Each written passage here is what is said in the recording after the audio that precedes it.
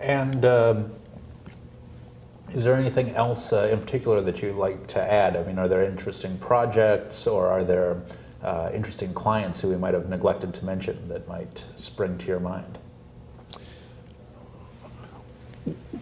One of the interesting cases I worked on related back to inventory control was a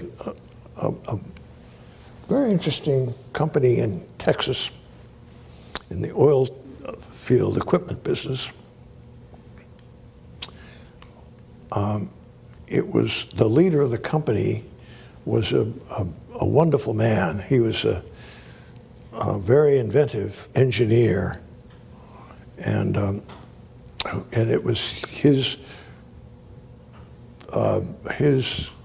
product and process development work that was at the core of the company. I went. They were having a problem with inventory control. They never seemed to have what they needed. And I went to talk to the fellow who was the manager of he had the title of manager of inventories. Now, he was the manager of inventories, but he had only two constraints. One was that he had no control over what was sold, and he had essentially no control over what was made. But given those two constraints, he was still obliged to manage the inventories.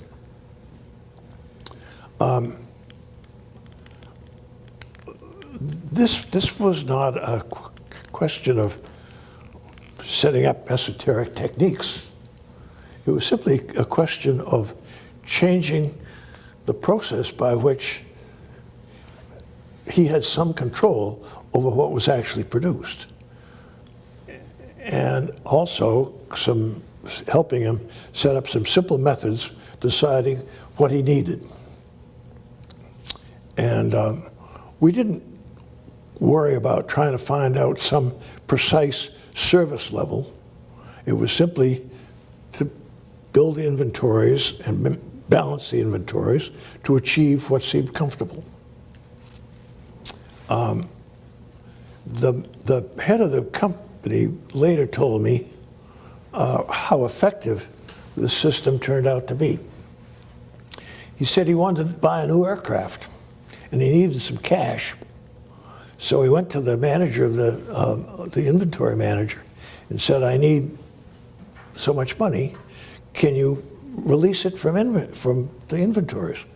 The guy did, very systematically, reduced inventories, freed up the cash. The head of the company bought his airplane. And then when the cash came back, they fed it back into the inventories and brought them back up. And then at another time, the head of the company got the notion, I wonder what would happen if we just never were out of anything. I wonder if we just built service to a point where our competitors simply couldn't match us anytime anybody wanted something. So he pushed capital into inventories and tested that whole idea.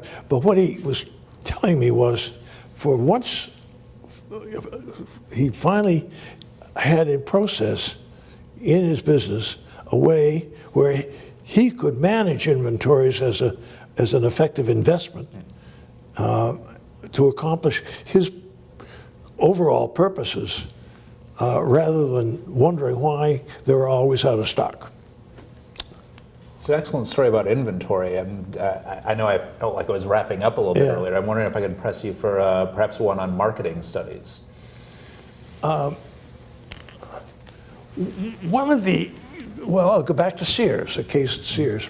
You worked with Sears for a number of years after that initial study, right? Oh yeah, we worked for Sears for long after I'd left the work.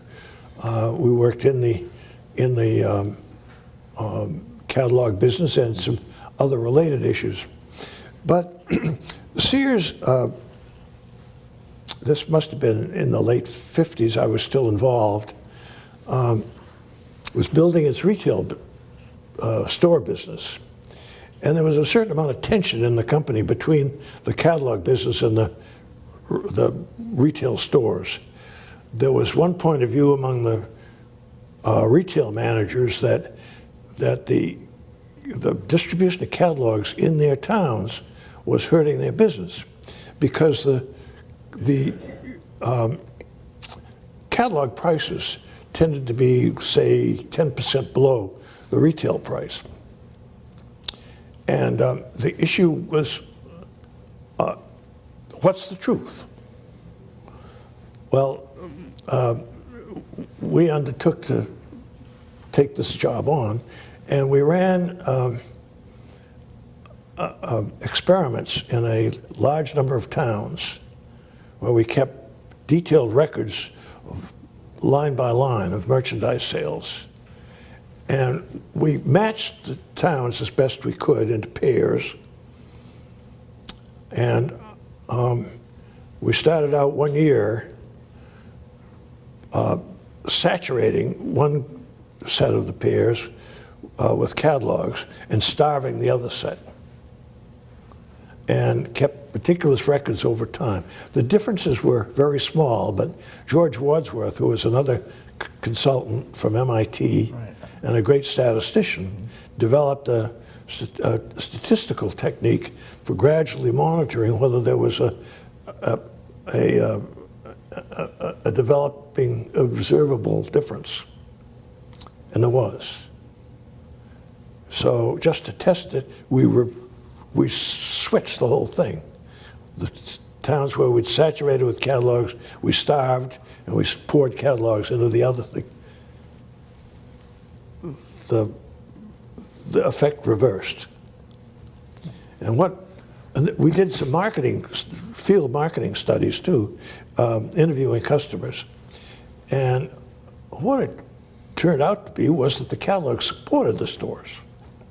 And from the field research, what we heard was that people use the catalogs as shopping guides. They pick out what they wanted, but they wanted it now, so they go to the store and buy it. So the catalogs were really stimulating store sales. It's one of the interesting marketing studies that we did. Excellent. Well, if there's anything you'd like to add, please do. I enjoyed my time very much, and as I say, I fell into the operations research field, not ever having, not realizing it existed at the time. Had a wonderful time working in it, met some great people, and I look back on it with great warmth, but I've really been separated. I've moved on, and my life has moved on, and I don't have much of an association anymore. Thank you very much. Well, thank you very much indeed.